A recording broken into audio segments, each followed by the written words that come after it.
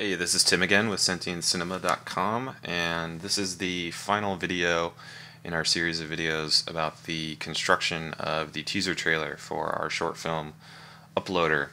And this video, the last one, is about how I brought everything together in Final Cut Pro. And we'll include a discussion in a bit about compressing the final version for the web. So to start off with, here we are in Final Cut Pro, and this is Final Cut Studio 7's version. I have yet to upgrade to Final Cut 10 because I'm just a slightly bit terrified of of upgrading to that too soon. But Final Cut 7 is fantastic and does everything I need anyway, so who cares?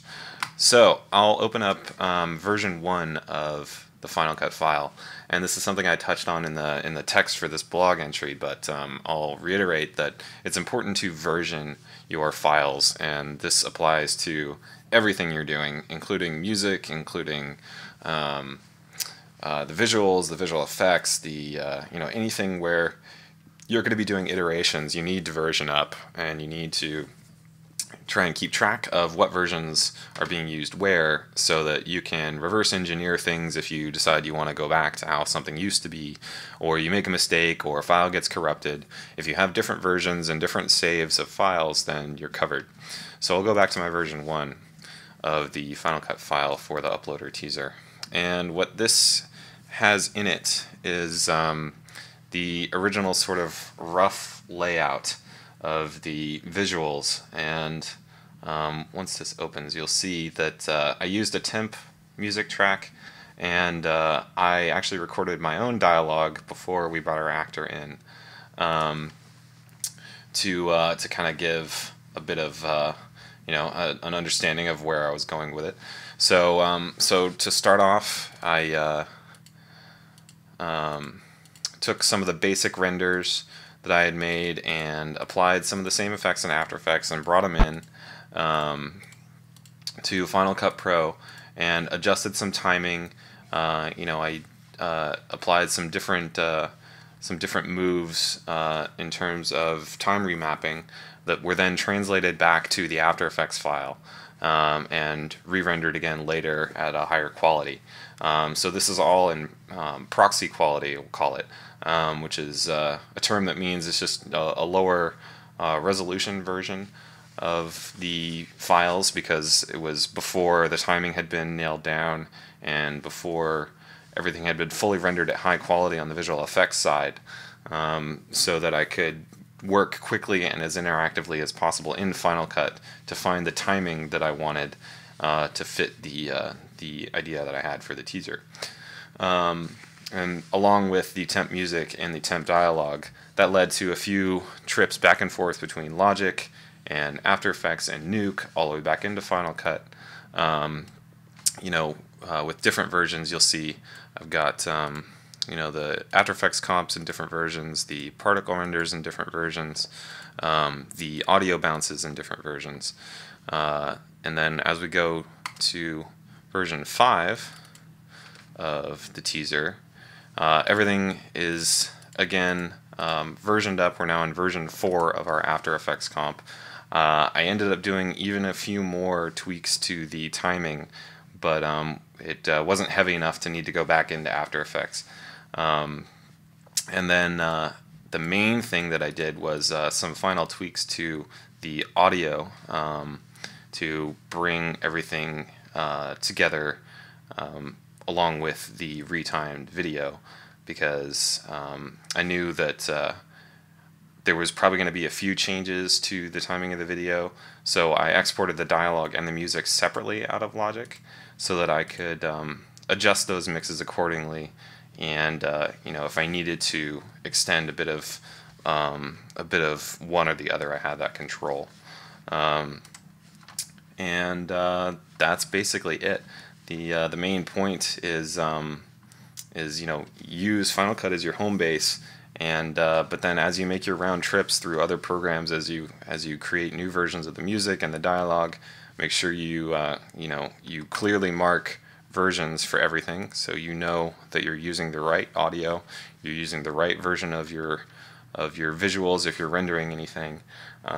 So you're secure in knowing that you've used the correct things and you didn't accidentally use the one that had a bad frame rendered or had some clipping audio, but everything else was the same. You're sure that you're using what you want to be using. So yeah, once everything was finalized on my side and on my producer Jordan's side, and we were happy with everything, then it was time to export everything out of Final Cut and bring it into Compressor to ready it for the web.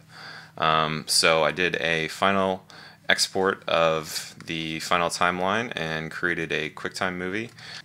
And if I hide my Final Cut here, I have a widget on my desktop that is it's called YouTube and Vimeo. And if I open up this widget, this is a widget for Compressor, where I have two different video files that will be made from the base source file. And each setting is optimized for each of these web standards. So the Vimeo standard, let me open up Compressor here and I'll show you what those look like. Okay, so here we are in Compressor, and I have my two settings here, that one for Vimeo and one for YouTube. These were going to be the two main things we were going to upload things to. So the only difference, luckily, is a difference in the audio quality, in the audio settings. And in fact, I haven't even tested it to be sure that I need to create the YouTube version, because Vimeo is H.264 video at, let's see, what was the exact settings here, with the data rate restricted to 500 kilobits a second. This information is all on their website. Compressor quality of high, multipass, keyframing every 24 seconds, or 24 frames, I should say. And that's the same setting for Vimeo and YouTube that you'll want to use. The audio settings are where the two differ. So Vimeo allows higher quality audio than YouTube recommends. I haven't tested if YouTube would actually reject or fail the higher quality audio, but I didn't think it was too hard to create another YouTube a YouTube version with the proper YouTube audio settings as they list on their website. But both of them use AAC audio stereo. Vimeo recommends 48 kilohertz at 320 kilobits a second for the encoder settings. YouTube differs from that slightly in that it's 48 kilohertz. Hang on a second. In that it's 44.1 kilohertz at 128 kilobits per second. That is the only difference between the two settings for Vimeo or YouTube that I used. Now, in Compressor, one of my favorite things about it is that when you have a group of settings that you want to use, and you're probably going to reuse them over and over again, you can do right-click on those settings once they're put into a custom folder like this, and do Save as Droplet. And that's what you saw here on my desktop, is this little droplet, and I can drag a QuickTime file onto this, and it will launch this interface, which I can then just submit these to render, and it will pop out two new QuickTime files, one encoded for Vimeo standards and one for YouTube's. And of course, you could go even further and add, we did this at 1080p, so you could do one at 720p, versions for cell phones, for anything. That's why Compressor, as part of the Final Cut Studio, is really handy for this kind of thing, for web distribution of videos.